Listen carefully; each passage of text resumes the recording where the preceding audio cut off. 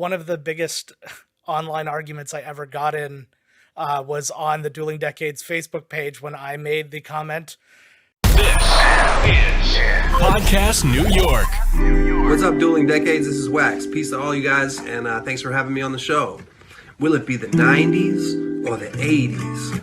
Beanie Babies or Crack Babies? Will it be Nirvana or Madonna? Maybe Britney, maybe Whitney. Do you like new metal or new wave? Dave Grohl or Super Dave? I don't know. But now the battle begins. Dueling Decades. Let's see who wins. Dueling Decades. Broadcasting on PodTV Live from the Podcast New York studios, it's another all-new Dueling Decades, the adult-only retro game show where the decades battle for supremacy because it's your history. We just fight for it. Welcome back. I am Marc James, and this week we return with a best of the worst duel. I will be competing with the worst of July 1998 alongside the other duelers and the decades they will be fighting for. First off is a man who's trying to prove that sometimes it's good to be bad. Say hello to Mancrush. What's up, everybody? That's right. I have the worst, I guess, technically, of July 1988. And if you didn't know, even though Mark said it, we are on PodTV.live. And you can find that on your Roku, on your Firestick, on your Apple. And what are we on, guys? PodTV Live. Oh, we just hit it 3 times. Sweet. Yeah. Also returning to the show, and despite those internet rumors, he's not Carter, but you can welcome him anyway. It's the incomparable Mike Ranger. Well, hello, everybody. I'm representing July of 1978 with some of the worst stuff you've ever heard of. And as always here on the show, we need somebody to adjudicate all of this awesomeness. So this week's guest judge is the Media King of the North. Please welcome back behind the bench, Judge Joe Findlay. Hey, guys. Camera. Oh, hey, I couldn't contain the gorgeous in my previous cameras, so we had to upgrade. But today I get to do some of my favorite things, create some content and rank my friends. So let's get to work. Yay. Ladies and gentlemen, the following contest will be held under Dueling Decades rules. The judges' coin flip shall decide who picks first out of the 5 Dueling Decades categories: movies, television, music, news, and hot products. A judge's ruling will determine who wins each round, allowing the victor to choose the next available category. The first 3 rounds are worth 1 point each, with rounds 4 and 5 worth 2 points apiece. And in the event of a tie, after all 5 rounds, we'll go to a final wild card round. Remember, duelers, to review the show, listen, subscribe, and play along at home. It's time for more Dueling Decades. All right, let's go right over to Joe Findlay for the coin toss, which will be between Mike Ranger and Mancrush this week. All right. Well, I'm going to call it this week. I'm going to do it this week, Mike. Oh, I never get to call it. Call and rank. We're on podtv.live. I'm calling. Yeah, I mean, if there was ever a place that you were going to call it might as well be on podtv.live. Yeah, that's right. Or on your Roku or Firestick. Yes. Or Apple TV. Yes. Or on your computer. Just PodTV, guys. Yeah. I'll go heads though. What are you? You're go ahead. I'm gonna flip. I'm going back to my classic app that we've done a few times in the past, and we're gonna do this one live if it actually focuses for me. So we've got our heads here. It's a Lincoln penny. I don't have pennies in Canada anymore. I miss it. So here we go. You've called heads. Ooh, dramatic. Looks like a head to me. Ooh. All right, Mancrush, you win the coin toss. You take control of the board, and you get to select our first category. Let's just start with movies. Let's Right. do that. I think that's the prime thing to do. It's a best of the worst episode, so we'll see where this goes. So let's go to July 22nd of 1988. And you know what? This one was on HBO all the time when I was growing up. And it's a movie that I actually liked at the time, and I'd go out on the limb. I'd say Mike Ranger probably enjoyed this one as well. Probably still does. That said, I don't think that is popular opinion. Shocker that we would like a movie that nobody else does. But for one, this is a sequel to an absolute classic. So right there, the bar is already set really high. And obviously, I think we can all agree that most sequels, they don't measure up to the original anyway, but it still needs to be well done, right? Like, we want something to be okay, especially when it comes to part 2. Part 3, it's fine. Part 2, So, and the other thing is, this one on IMDb has a 3.8 out of 10. So I think it's safe to say that a lot of people felt that this movie was complete shit. But another downside to this one, it's hard to get people excited when you wait 8 years for the sequel and you bring in basically a whole new cast except for one guy. You know, especially when it's an ensemble. It's like, what do you do? So at the box office, this movie took in nearly $12 million worldwide. It's about $28 million in 2021 against a staggering $20 million budget for a comedy. Yeah, seriously. Apparently, the studio, they had coerced Harold Ramis to write this movie. He got some encouragement from Rodney Dangerfield, and he decided to do it. It just happens that Ramis directed the highly successful original. However, Dangerfield, he ended up getting into a fight with the studio, and he backed out because he thought it was shit, which Warner Brothers actually tried to sue him for after. And now with Rodney out, Ramis said, I'm not doing this. So even though once you find out what this movie is, you see Harold Ramis's name as a writer on this movie, he claimed that the other writers just completely butchered the job that he had partially did before he left the project. And he had an interview in like 1999 or something where he's talking as such. But this flick, it went on to win 2 coveted Golden Raspberry Awards. You had Dan Aykroyd won for Worst Supporting Actor, and then Jack Fresh won for Worst Original Song, which is it's a given. You cannot top the king of soundtracks, Kenny Loggins, especially when you have it in the original. You got to go high. You can't bring it Jack. What the fuck? So if you're in the mood for cute little talking gophers, Robert Stack playing the role of Mrs. Esterhaus, Randy Quaid beating the living shit out of old people, Buffy Skylar's Brunch, Jonathan Silverman being Jonathan Silverman, Chevy Chase literally not giving a fuck, poison arrows, explosions, and girl's name Miffy, then go out and get yourself a copy of Caddyshack 2. Let me get this straight. You pull, I suck. Is there any money in it for me? It's one of the best parts of the movie. Yeah. Oh, timely choice too. I mean, with the passing of Jackie Mason this week. Yes, that was one. It was 93 or something like that. So, yeah. Yeah, he had a good life. And am I right though, Mike? Do you like that movie? Well, actually, so when I was a kid, that we had that one on tape and we didn't have the first one. So up to a certain point, I had only seen the second one. So it holds like this weird special place in my heart, even though that I know it's kind of shit, but some of it's funny.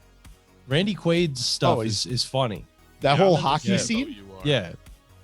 Yeah. The hockey scene's great when he's fucking, when he's like Robert Stack, when he's like negotiating with the other guys. Fucking, yeah. See what I go to your house and I beat your door down with a goddamn baseball bat.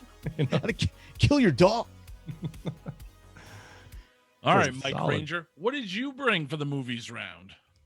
Well, Mark, released on July 14th, 1978, was a new comedy from the creator of Silver Streak, starring Goldie Hawn and Chevy Chase in Foul Play. The film was not only Hawn and Chase's first pairing, but this was Chevy's first feature film after becoming a breakout star on Saturday Night Live. The film also features Burgess Meredith, Brian Dennehy, and Dudley Moore in his first American role. The film grossed $45 million off a $5 million budget. The film pulls from every Hitchcock movie available in order to tell the story of a divorced librarian who is drawn into mystery when a stranger gives her a pack of cigarettes with a roll of film inside. Nominated for 4 Academy Awards and praised by critics, but because Chevy Chase chose to do this over Animal House, it's the worst. Wow, that was nominated for 4 Academy Awards. Yeah, which is surprising because I've seen this movie. It's a movie. Isn't it wild? Like, especially in the 70s, when you look at movies that did get nominated. Yeah. If you watched that first and you had no idea that got nominated, there's no way you would think that it got nominated. No, because it's kind of slow. Yeah. It's just very slow. And like this, I think you're expecting Chevy Chase to be Chevy Chase, but he's only kind of that in a few moments where he's like kind of doing his physical stuff where he knocks shit over. He should have been more like Fletch. Should have just done Animal House. Or he should have done that. Fucking awesome. Interesting choice. All right, gentlemen. So for my movie selection, here's a movie it's kind of like a fine wine, in my opinion. It's only gotten better with age, I think. And it's one of those movies that, and we've talked about movies like this all the time on the show, that found their audience later in life on cable, on the rental walls of stores everywhere. Upon its release, this movie was panned by critics and audiences, and it only made about $7 million worldwide off a $25 million budget. I give you a movie that's based on the real-life game that writer-director David Zucker created with his friends and played in the driveway of his childhood home. For me, I never got why people dislike this movie. It's actually one of my favorite 90s comedies. Stepping up to the plate, July 31st, 1998, it's Basketball. Now, I'm sure this is a movie that everybody is going to be familiar with, and if you're not, you definitely should be. It's one of those great bad movies. But in July of 1998, a lot of people just thought it was the worst.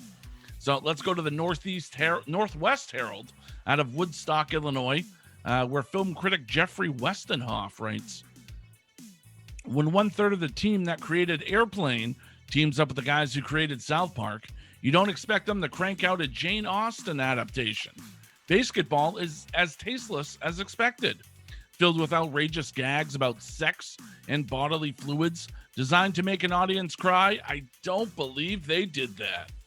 The film's timing could have been better, though. It arrived only 2 weeks after There's Something About Mary, which could be the Citizen Kane of gross-out comedies. Basketball seems like alternately tame or tiresome. So Eleanor Sullivan of the Gannett News Service also wrote, Basketball is strictly amateur stuff, from its Dumb and Dumber leads, Trey Parker and Matt Stone, to its weekly worked-out scenario. 2 goofy slackers named Bill and Ted, Coop and Raymer, invented a backyard game merging baseball with basketball. They concoct the oddball game to impress a cute girl. And to impress a cute girl at a party. Pretty fair, she says. But basketball is not all about the men. Oh no, there's some lovely ladies in this movie. And it was the lovely ladies who gave this movie 2 Razzie Award nominations. We had Worst Actress in Yasmine Bleeth and Worst Supporting Actress in Jenny McCarthy, who surprisingly can do wonders with a trailer hitch. So the movie used the word dude 98 times and has a performance by Dueling Decade alumni, Real Big Fish. So I give you Basketball, the best of the worst, July 31st, 1998. Steve Perry. No more Steve Perry psychos, man. Yeah, I love that fucking movie. But that's Robert Stack. Again. Yeah. Was Robert Stack in Foul Play? I don't think so, but Dudley Moore was. You're out. Brian Dennehy. All right, well, let's toss it over to Judge Joe Findlay and see what he has to say on the movies round. Man, we got 2 Chevys, we got two Stacks. What's a boy to do? All right, let's look at these in order. So Mancrush, Caddyshack 2. One of the biggest online arguments I ever got in was on the Dueling Decades Facebook page when I made the comment, Caddyshack was not a well-made movie. It isn't. It's funny.